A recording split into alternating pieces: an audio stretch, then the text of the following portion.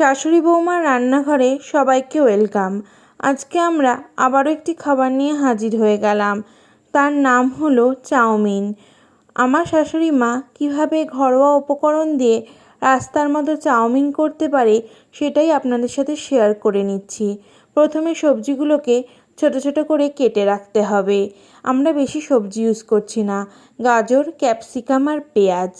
তারপরে যা যা উপকরণ লাগে সেগুলি হলো সেদ্ধ করা চাউমিন তো লাগবেই, তার সাথে নুন, গোলমরিচ, চিনি, ডিম, ভিনিগার, সয়া সস, সাদা তেল আর ম্যাগি মশলা বা সবজি মশলা। তারপর একটা মিশ্রণ তৈরি করে নিচ্ছে 1 ঢাকনা ভিনিগার আর সয়া সস দিয়ে। এই মিশ্রণটা তৈরি করে সাইডে আগে থেকে রেখে দিতে হবে। তারপর ইন্ডাকশানটা অন করে কড়াই চাপিয়ে তাতে সামান্য তেল দিয়ে ডিমের ঝুড়োটা রেডি করে রাখবে। এবার বলে রাখি, আমরা যে চাউমিনটা ইউজ করছি সেটা হচ্ছে হাক্কা নুডলস। আর চাউমিনটা সেদ্ধ করার পর সামান্য সাদা তেল মাখিয়ে রেখেছিলাম যাতে চাউমিনটা স্টিক না হয়। ডিমের ঝুড়োটা ভালো করে ভাজা হয়ে গেলে একটি পাত্রে তুলে রাখতে হবে।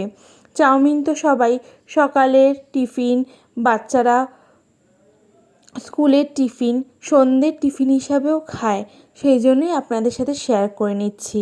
এবার সেই কড়াইতেই সামান্য বেশি পরিমাণ তেল দিয়ে তেলটা গরম হয়ে গেলেই গাজর, ক্যাপসিকাম আর পেঁয়াজটা দিয়ে দিতে হবে।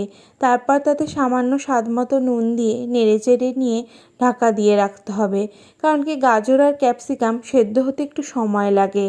তারপরে গাজর আর ক্যাপসিকাম ভাজা ভাজা হয়ে গেলে তাতে আগে থেকে সেদ্ধ করা চাউমিনটা দিয়ে কিছুক্ষণ নেড়েচেড়ে নিতে হবে।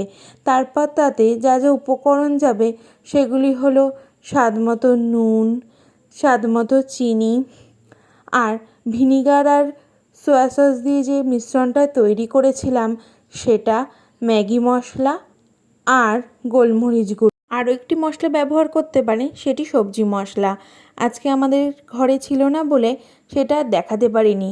কিছুক্ষণ নেড়েচেড়ে নেওয়ার পর তারপরে আগে থেকে ভেজে রাখা যে ডিমের ঝুড়োটা ছিল সেটাও দিয়ে তারপরে নাড়িয়ে চাড়িয়ে ঢাকনা বন্ধ করে কিছুক্ষণ রেখে দিতে হবে চাউমিনটা যাতে ভাজা ভাজা হয়। তারপরেই তৈরি হয়ে যাবে আজকের সন্ধ্যের টিফিন চাউমিন। এই যে রেডি হয়ে গেছে চাউমিন, একটি পাত্রে তুলে রাখবো। আমাদের রান্নাটি কেমন লাগলো সেটি জানাবেন, আর আমাদের চ্যানেলটিকে ভালো লাগলে লাইক, শেয়ার এবং সাবস্ক্রাইব করবেন। আরও রান্না দেখার জন্য বেল আইকনটা ক্লিক করে দেবেন। Thank you for watching.